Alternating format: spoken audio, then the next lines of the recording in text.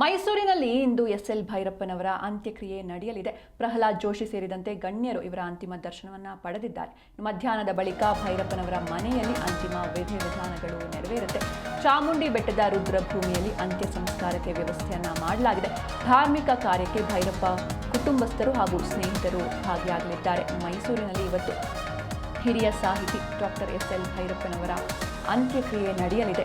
ಪ್ರಹ್ಲಾದ್ ಜೋಶಿ ಸೇರಿದಂತೆ ಗಣ್ಯರು ಇವರ ಅಂತಿಮ ದರ್ಶನವನ್ನು ಪಡೆದಿದ್ದಾರೆ. ಮಧ್ಯಾಹ್ನದ ಬಳಿಕ ಭೈರಪ್ಪನವರ ಮನೆಯಲ್ಲಿ ಬ್ರಾಹ್ಮಣ ಸಂಪ್ರದಾಯದಂತೆ ಅಂತಿಮ ವಿಧಿವಿಧಾನಗಳು ನೆರವೇರುತ್ತೆ.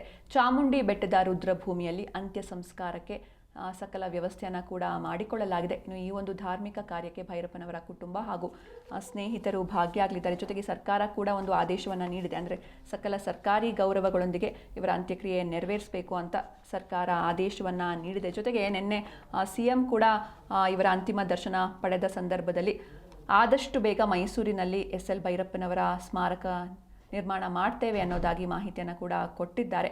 ಬೆಂಗಳೂರಿನ ರಾಷ್ಟ್ರೋತ್ಥಾನ ಆಸ್ಪತ್ರೆಯಲ್ಲಿ ಮೊನ್ನೆ ಎಸ್ಎಲ್ ಭೈರಪ್ಪನವರು ವಿಧಿವಶರಾದರು. ವಯೋಸಹಜ ಕಾಯಿಲೆಯಿಂದ ಬಳಲ್ತಾ ಇದ್ರು. ಇವರಿಗೆ 94 ವರ್ಷ ವಯಸ್ಸಾಗಿತ್ತು. 94 ವರ್ಷಗಳ ತುಂಬು ಜೀವನವನ್ನು ಅನುಭವಿಸಿದ್ದಾರೆ. ಹಿರಿಯ ಸಾಹಿತಿ, ಪದ್ಮಭೂಷಣ ಪ್ರಶಸ್ತಿ ಪುರಸ್ಕೃತ ಡಾಕ್ಟರ್ ಎಸ್ಎಲ್ ಭೈರಪ್ಪನವರು, ರಾಷ್ಟ್ರವಿಖ್ಯಾತ ಕಾದಂಬರಿಕಾರ ಎಸ್ಎಲ್ ಭೈರಪ್ಪ ಮೊನ್ನೆ ಇಹಲೋಕವನ್ನು ತ್ಯಜಿಸಿದ್ರು. ಇನ್ನು ನಿನ್ನೆ ಬೆಳಗ್ಗೆಯಿಂದ ಮಧ್ಯಾಹ್ನದವರೆಗೂ ಕೂಡ ಬೆಂಗಳೂರಿನ ರವೀಂದ್ರ ಕಲಾಕ್ಷೇತ್ರದಲ್ಲಿ ಇವರ ಅಂತಿಮ ದರ್ಶನಕ್ಕೆ ವ್ಯವಸ್ಥೆಯನ್ನು ಮಾಡಲಾಗಿತ್ತು. ಸಾಕಷ್ಟು ಗಣ್ಯರು, ಕೇವಲ ಸಾಹಿತ್ಯ ಲೋಕದಿಂದ ಮಾತ್ರ ಅಲ್ಲ, ಸಿನಿಮಾ ಲೋಕ ಆಗಿರ್ಬೋದು. ಯಾಕಂದರೆ ಇವರು ಬರೆದಿರುವಂತಹ ಹಲವು ಕಾದಂಬರಿಗಳು ಸಿನಿಮಾಗಳಾಗಿವೆ. ಹೀಗಾಗಿ ಸಿನಿಮಾ ಲೋಕದ ಸಾಕಷ್ಟು ತಾರೆಯರು, ರಾಜಕೀಯ ನಾಯಕರು ಬಂದು ಇವರ ಅಂತಿಮ ದರ್ಶನವನ್ನು ಪಡೆದಿದ್ದಾರೆ. ಈ ಬಗ್ಗೆ ಹೆಚ್ಚಿನ ಮಾಹಿತಿಯನ್ನು ನೀಡ್ತಾರೆ ನಮ್ಮ ಮೈಸೂರು ಜಿಲ್ಲೆಯ ಪ್ರತಿನಿಧಿ ಸುರೇಶ್. ಸುರೇಶ್, ಇಂದು ಮೈಸೂರಿನಲ್ಲಿ ಇವತ್ತು ಎಸ್ಎಲ್ ಭೈರಪ್ಪನವರ ಅಂತ್ಯಕ್ರಿಯೆ ನಡೆಯಲಿದೆ. ಹೀಗಾಗಿ ಹೇಗೆಲ್ಲ ಸಕಲ ಸಿದ್ಧತೆಗಳು ನಡೀತಾ ಇವೆ ಅಂತ? ಸಿಂಚನ, ಖಂಡಿತ. ಅಂದ್ರೆ ಇನ್ನೇನು ಕೆಲವೇ ಹೊತ್ತಿನಲ್ಲಿ ಮೆಡಿಕಲ್ ಕಾಲೇಜಿನಿಂದ ನೇರವಾಗಿ ಅವರ ನಿವಾಸಕ್ಕೆ, ಕುವೆಂಪು ನಗರದ ನಿವಾಸಕ್ಕೆ ಅವರ ಪಾರ್ಥಿವ ಶರೀರವನ್ನ ತೆಗೆದುಕೊಂಡು ಹೋಗುವಂಥದ್ದು. ಅಲ್ಲಿ ಪ್ರಮುಖವಾಗಿ ಕೇಂದ್ರ ಸಚಿವರು ಪ್ರಹ್ಲಾದ್ ಜೋಶಿ ಆದಿಯಾಗಿ ಪ್ರತಿಯೊಬ್ಬರು ಕೂಡ ಅವರ ಅಂತಿಮ ದರ್ಶನ ಪಡಲಿಕ್ಕೆ ಸಕಲ ಸಿದ್ಧತೆಗಳು ಕೂಡ ಆಗ್ತಿರುವಂತದ್ದು. ಅವರ ಪುತ್ರ ಇವತ್ತು ಬೆಳಗ್ಗೆ ಬರ್ತಾ ಇದ್ದಾರೆ. ಇನ್ನೇನು ಕೆಲವೇ ಕ್ಷಣಗಳಲ್ಲಿ ಅವರು ಕೂಡ ಭಾಗಿಯಾಗ್ತಾರೆ.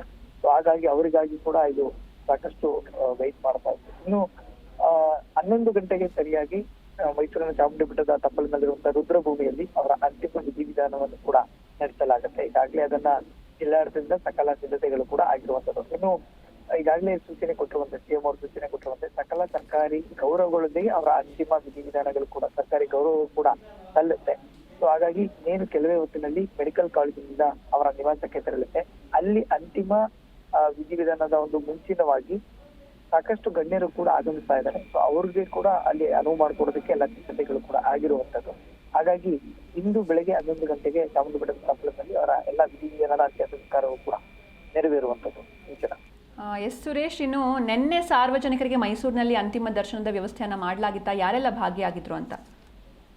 ಪ್ರಮುಖವಾಗಿ ನಿನ್ನೆ ಸಾರ್ವಜನಿಕರಿಗೆ ಸಾಕಷ್ಟು, ಅಂದ್ರೆ ಅವರು ಮಾಡಿದಂತ ಕವಿತೆಗಳಲ್ಲಿ ಆಗಿರುವಂತ ನಾಟಕಗಳಾಗಿರ್ಬೋದು, ರಂಗಕರ್ಮಿಗಳಾಗಿರ್ಬೋದು, ಸಚಿವರಾಗಿರ್ಬೋದು, ಶಾಸಕರು, ಮಾಜಿ ಸಂಸದರು ಕೂಡ ಪ್ರಮುಖವಾಗಿ ಅಲ್ಲಿ ಭಾಗಿಯಾಗಿದ್ರು. ಅಂದ್ರೆ ಈ ಸಂಪೂರ್ಣವಾದಂತ ಒಂದು ಜವಾಬ್ದಾರಿಯನ್ನ ವಿಶ್ವೇಶ್ವರ ಭಟ್ರಾಗಿರ್ಬೋದು, ಪ್ರತಾಪ್ ಸಿಂಹ ಆಗಿರ್ಬೋದು, ಮತ್ತೆ ಮೈಸೂರು ಜಿಲ್ಲಾಡಳಿತ ಹೆಚ್ಚಿನದಾಗಿ ಅವರು ಆ ಒಂದು ಉಪಸ್ಥಿತಿಯನ್ನ ತೆಗೆದುಕೊಂಡಿರುವಂಥದ್ದು. ಯಾಕಂದ್ರೆ ಅಲ್ಲೇ ಇಟ್ಕೊಂಡು ಬರುವಂತ ಗಣ್ಯರಾಗಿರ್ಬೋದು, ಮತ್ತೆ ಸಾಕಷ್ಟು ರಾಜಕಾರಣಿಗಳು ಎಲ್ಲರಿಗೂ ಕೂಡ ಅವರ ಬಗ್ಗೆ ತಿಳಿಸುತ್ತಾ, ಜೊತೆಗೆ ಅವರಲ್ಲೇ ಒಬ್ಬರಾಗಿ ನಿಂತ್ಕೊಂಡು ಪ್ರಮುಖವಾಗಿ ಕೆಲಸವನ್ನ ಕೂಡ ಮಾಡ್ತಿರುವಂತದ್ದು. ನಿನ್ನೆ ಕಲಾಮಂದಿರದಲ್ಲೂ ಅಷ್ಟೇ ಜಿಲ್ಲಾ ಉಸ್ತುವಾರಿ ಸಚಿವರಾಗಿರುವಂತಹ ಮಹದೇವಪ್ಪನವರ ಆದಿಯಾಗಿ ಜಿಲ್ಲಾಡಳಿತ DC ಅವರ ನೇತೃತ್ವದಲ್ಲಿ ಪ್ರಮುಖವಾಗಿ ಎಲ್ಲಾ ರೀತಿಯ ಸಿದ್ಧತೆಗಳನ್ನು ಕೂಡ ಮಾಡ್ಕೊಂಡ್ರು. ಜೊತೆಗೆ ಅಂತಿಮ ದರ್ಶನವನ್ನ ಪಡೆಯಲಿಕ್ಕೂ ಕೂಡ ಎಲ್ಲಾ ಸಿದ್ಧತೆಗಳು ಕೂಡ ಮಾಡ್ಕೊಂಡಿದ್ರು. ಆದ್ರೆ ಇವತ್ತು ಮತ್ತಷ್ಟು ನಾಯಕರುಗಳು ಕೂಡ ಆಗಮಿಸ್ತಾ ಇದ್ದಾರೆ. ಸೊ ಅವರ ದರ್ಶನಕ್ಕೆ ಮನೆಯ ಬಳಿ ಈಗಾಗಲೇ ಅಂತಿಮ ದರ್ಶನಕ್ಕೆ ವ್ಯವಸ್ಥೆಯನ್ನ ಮಾಡಿದ್ದಾರೆ. ಅದಾದ ನಂತರದಲ್ಲಿ ಅವರ ಅಂತಿಮ ವಿಧಿವಿಧಾನವೂ ಕೂಡ ನೆರವೇರುವಂತದ್ದು. ಓಕೆ, ಥ್ಯಾಂಕ್ ಯು ಸುರೇಶ್, ನಿಮ್ಮೆಲ್ಲ ಡೀಟೇಲ್ಸ್ಗಾಗಿ.